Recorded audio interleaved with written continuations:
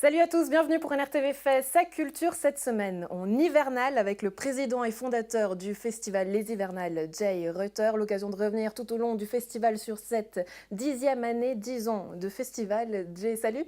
Hello. Alors, 10 ans, on peut dire ton festival, ton bébé. Est-ce qu'il a eu finalement l'anniversaire à la hauteur de tes rêves?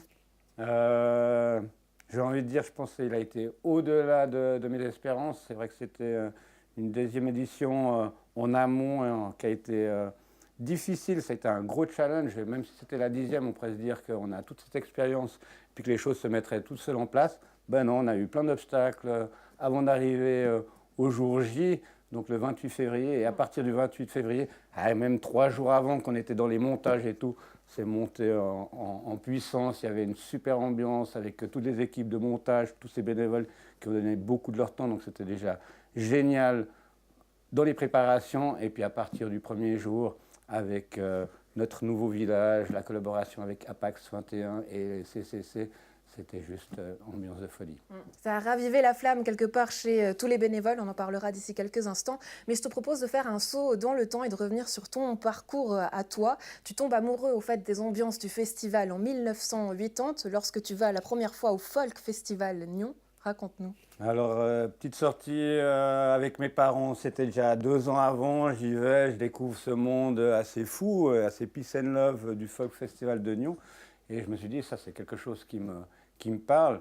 Et puis, début des années 80, avec des amis, on se dit, allez, on va s'inscrire, on va être bénévole, équipe de nettoyage. Et puis je découvre l'envers du décor, qu'est-ce que c'est que d'être dans L'envers du l'organisation. décor du Paléo.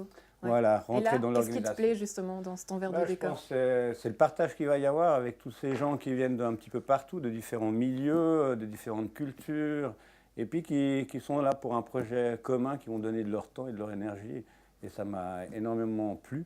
Et puis par la suite, dans les années 90, j'intègre Caribana Festival, où j'ai fait 11 ans de comité en tant que responsable de l'environnement. Puis voilà, de fil en aiguille, un petit festival s'est monté qui s'appelle Les Hivernales. Puis il est plus si petit, il a 10 ans, Ouais. donc il est devenu grand.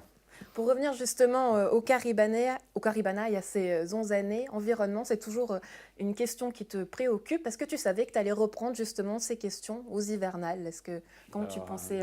C'est quelque chose, je suis tombé dedans, j'ai fait une petite formation au milieu des années 90 sur la problématique écologique.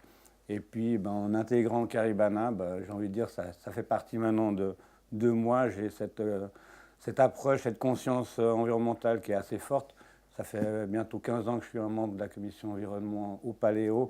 Donc inéluctablement, dans le cadre des hivernales, on a une politique environnementale, que ce soit pour la gestion des déchets, que ce soit pour les gobelets, puisqu'ils sont aussi consignés et réutilisables. Puis après, on a quand même un avantage, c'est qu'on travaille dans une ville avec plein de lieux existants qui ont aussi déjà des structures qui sont mises en place, parce qu'un restaurateur ou un barman doit avoir ses filières de récupération, a de la vaisselle lavable, des choses comme ça. Donc on se débrouille pas trop mal de ce côté-là. Est-ce que, comme pour un enfant, tu dirais que finalement les hivernales a grandi trop vite, ou il a encore besoin aussi justement du soutien de ses grands frères comme Caribana, Paléo? Grands frères ou frères et sœurs, j'ai envie de dire. Ouais, moi je pense que non. Le festival a grandi pas à pas. C'est clair qu'entre la première édition, on avait besoin de poser le bébé, on va dire. Et puis l'évolution qui s'est faite, il ne faut pas oublier que la première édition, c'est 2 jours, 6 lieux. L'année d'après, il y a déjà la salle communale qui rentre en matière, donc ça fait plus de lieux et surtout une nouvelle grande salle à gérer. Et puis, bon mal an, on a grandi lentement, j'ai envie de dire, et sûrement.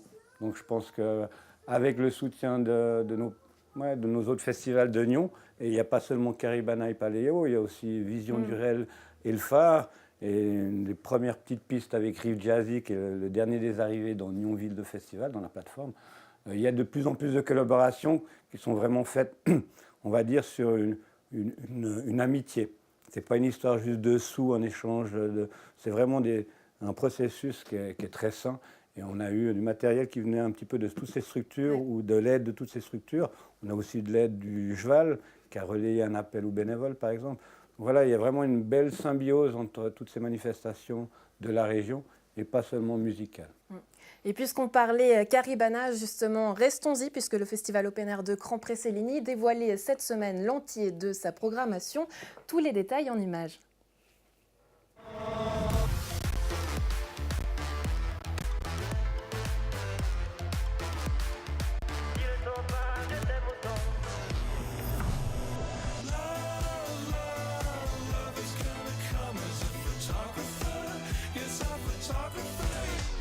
Showcase le vendredi, showcase le samedi, showcase le vendredi, je crains plus le ventre vide. Surprise! Pour sa 29e édition, le Caribana s'offre une soirée de plus grâce au lundi férié de la Pentecôte. Le festival open air de Cran-Près-Séligny proposera 5 nuits de concerts avec notamment une part belle dédiée au rap avec Nekfeu, Vald, Nino, Dimé et VJ Dream. C'est vraiment la musique qui exprime les sentiments peut-être des gens et on ne doit pas passer à côté de ça non plus et on va avoir un gros samedi effectivement de rap et le dimanche mix rap rock mais quand même très mouvementé. Un dimanche aux airs de samedi.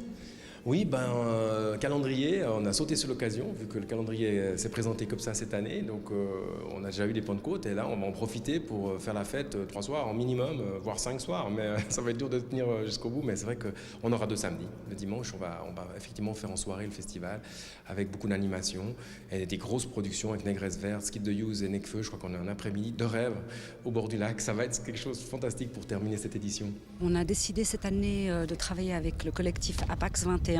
Donc on collabore avec eux pour le DJ Contest dans un premier temps. On veut vraiment mettre en avant les jeunes de la région. On veut leur proposer une vraie belle scène, donc la scène du lac. Et du coup, pour compléter un peu la programmation de la grande scène qui est quand même rap, rock, punk, comme ça, on a décidé de commencer avec une troupe d'impro. Il s'appelle Improvisagnon. Et ils vont faire une improvisation théâtrale sur cette scène du lac. Programmation qui va au-delà des frontières, je pense, mais on est très régional dans l'esprit d'organisation et je sais que la région regorge de talent pour prendre les successions de tous les festivals du coin, quoi. Je crois qu'on a de la chance que les jeunes s'intéressent encore tout le temps à la musique et que ça reste quand même toujours un rêve d'organiser ces manifestations. C'en est un parce que les artistes sont vraiment incroyables. Du côté des infrastructures, nouveauté pour la Tonnelle qui offrira plus de places assises pour la restauration, mais aussi un accès au lac depuis chaque espace.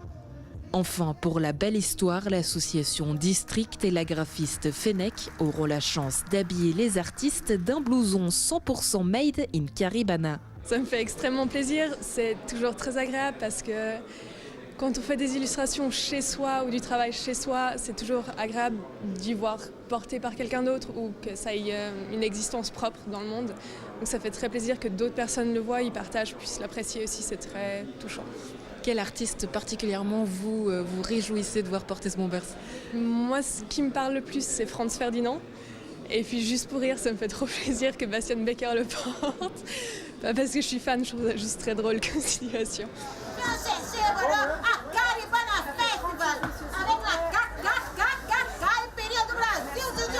Rendez-vous du mercredi 5 juin au dimanche 9 juin pour faire la fête au Caribana.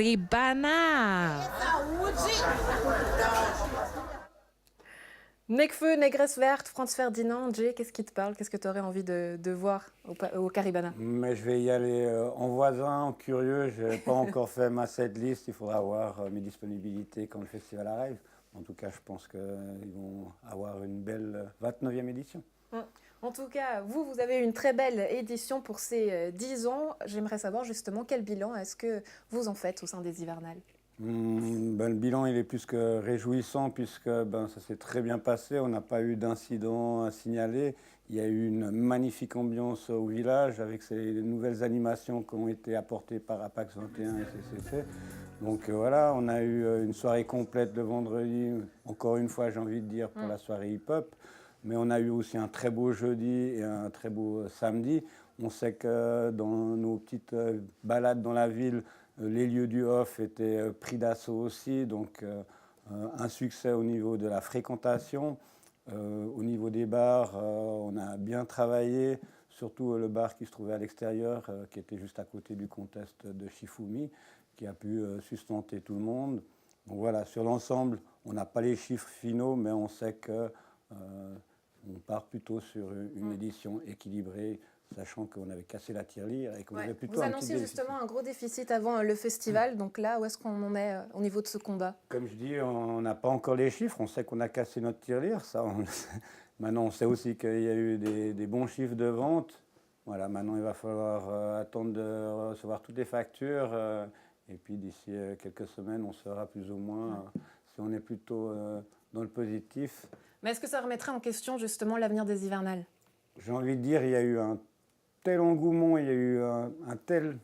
Ouais, vraiment comme une marche qui a été franchie, un pas de plus qui a été fait au sein de l'organisation, où on a toujours plus de gens qui se responsabilisent et qui prennent vraiment beaucoup à cœur le temps qu'ils donnent au festival pour que ce soit une belle manifestation. Donc rien que là, on ne va pas dire on arrête, même si on a un déficit. Parce qu'on est vraiment reparti, je pense, pour quelques années. Il se trouve que dans le combat qu'on a fait avec le programmateur du festival, le feuille caillou ciseaux, on a fait une petite démonstration. Je ne sais pas si c'est exactement comme ça que ça se faisait, mais en tout cas, on a bien rigolé. Et avant de monter sur le ring, je lui ai dit si tu gagnes, tu peux être président. Et puis, je ne sais pas s'il a fait exprès de perdre, mais en tout cas, j'ai gagné. Donc, j'ai dit je rempile pour 5 ans. Ouais, c'était le fameux combat Shifumi qui a eu beaucoup de succès d'ailleurs devant la salle communale. Regardez, on revient juste après.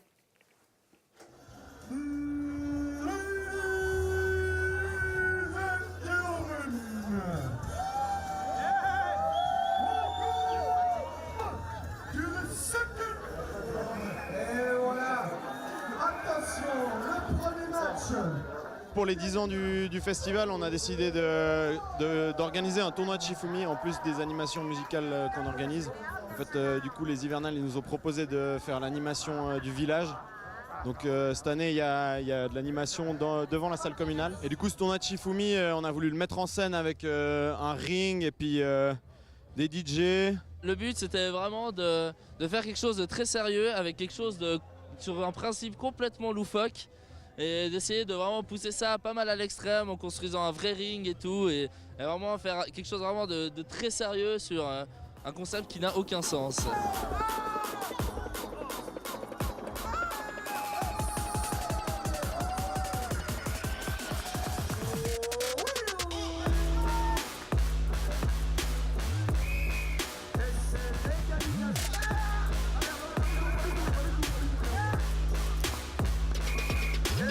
Par soir, il y a plusieurs tournois. Les tournois ils durent environ 30 minutes. Il y a entre 8 et 16 inscrits par tournoi. Et ça va assez vite, hein. C'est feuille caillou ciseaux 1, 2, 3. Et puis après, il y a un speaker et un arbitre. Et puis les gens qui gagnent, ils ont des prix. Il y avait plutôt une bonne ambiance alors que c'était plutôt tôt dans la soirée et il y avait déjà pas mal de monde. Il y a eu des filles, des garçons, tout le monde a participé, c'était très sympa, tout le monde s'est rassemblé autour du ring. Franchement, exactement ce qu'on attendait pour un premier petit tournoi. C'est très sympa, avec le premier prix qui a été gagné haut la main et ça fait plaisir. Pour vous, qu'est-ce que représentent finalement ces 10 ans des hivernales ? Les hivernales, c'est vraiment le festival qui redonne un peu cet esprit festif et tout qu'on perd un peu pendant l'hiver.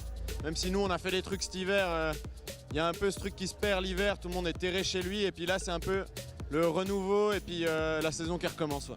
Ça fait quelques bonnes années qu'on vient ici et puis du coup, faire un peu un petit événement spécial pour ces 10 ans, c'est quand même vachement sympa. Un petit Shifumi en direct pour NRTV. Alors c'est parti, mais je vais le massacrer. «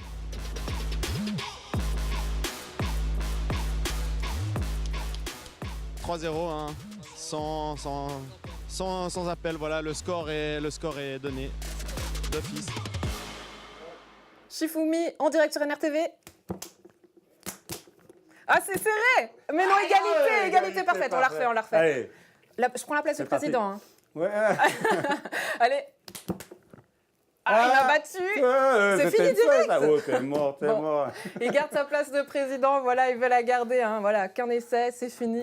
On a vu aussi beaucoup d'ambiance durant ce festival, mais aussi ta passion. Je t'ai croisé durant le festival. Tu étais là un petit peu en dehors de ta bulle. Ce qui te plaît, au fait, c'est voir le sourire et les gens s'amuser durant ce festival. C'est vraiment ça. C'est un Ouais, vraiment une fierté, un honneur de pouvoir partager un bon moment avec des gens. C'est comme quand on invite des amis à la maison, on veut qu'ils soient dans les meilleures conditions possibles, qu'ils puissent bien manger, bien boire, être confortables et bien accueillis. Et je pense que c'est vraiment ce qu'on essaie de faire avec tous les bénévoles et tous les responsables qu'on a au sein de l'association, d'accueillir au mieux les gens. Et moi, quand je vois des sourires et que je vois que les gens s'amusent, et puis même si quelqu'un tombe et que quelqu'un vient le relever, ça me fait hyper chaud au cœur. Donc, parce que la structure est là aussi au niveau des bénévoles. Aujourd'hui, c'est une grosse structure qui est là. On sait que niveau sécurité, ça fonctionne, que les bénévoles sont des bénévoles, mais aussi quelque part professionnels. Oui, pour certains, je pense qu'ils sont vraiment professionnels, puisque pour certains, c'est leur travail dans la vraie vie, et puis ils viennent encore donner de leur temps bénévolement. Je trouve qu'il y a un engouement génial. Il faut savoir que cette année, on n'était pas loin de 108 ans de bénévoles. Je ne parle pas encore des autres lieux partenaires, que ce soit la parenthèse, Cactus Jack et 23 et les autres, ou même les nouveaux, Ambrosie, la Roulotte, la Patinoire. Voilà, il y a encore toutes ces structures qui ont des gens, pour certains rémunérés, pour d'autres bénévoles. Et tout le monde donne de son temps et de son énergie pour faire ce qui est devenu les hivernales. C'est juste génial. Les hivernales, ouais, on les remercie. Et puis les hivernales en images, justement, c'est ça, on regarde.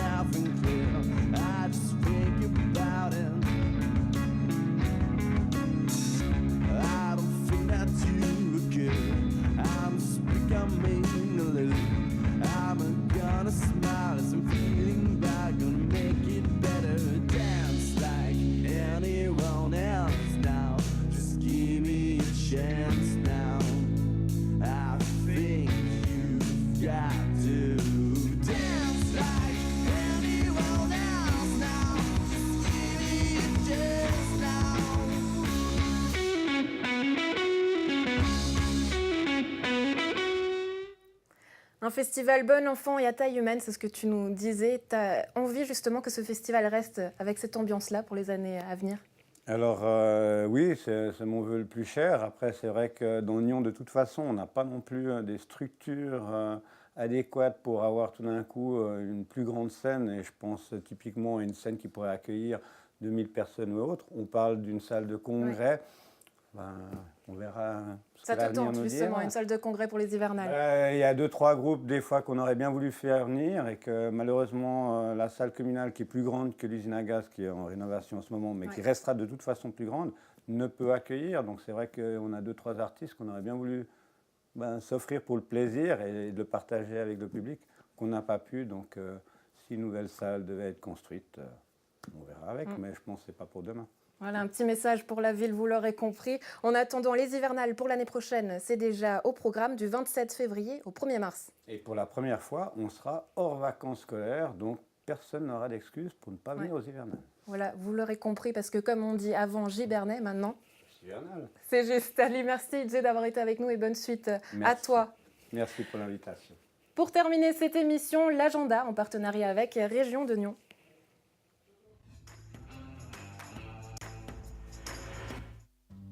L'artiste, la sorcière, la déesse, l'épouse passionnée, la militante, la femme blessée.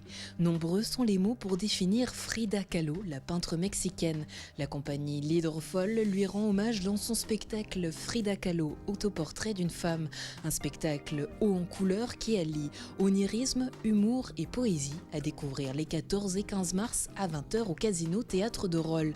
À noter que la représentation du 15 mars est audio décrite en collaboration avec l'association Écoute Voir. Une visite tactile des décors est également prévue avant le spectacle. Couleurs vives et paysages de la région lémanique. C'est la douce promesse des tableaux de Rita Manchesti. Avec Poésie du Léman, l'artiste propose une série de grands formats dont l'unique sujet est le Léman.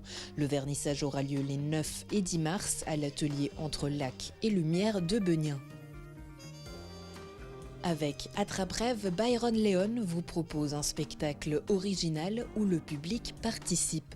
Ici, vous aurez l'occasion de passer de l'autre côté du miroir et de découvrir une autre réalité. L'expert du subconscient vous guidera vers un monde de rêve où tout devient possible, le samedi 16 mars au casino de Divonne-les-Bains. Quant à moi, vu que j'ai raté ma chance de devenir la future présidente des hivernales, eh bien, on se retrouve ici la semaine prochaine pour plus d'aventures et plus de culture. Salut!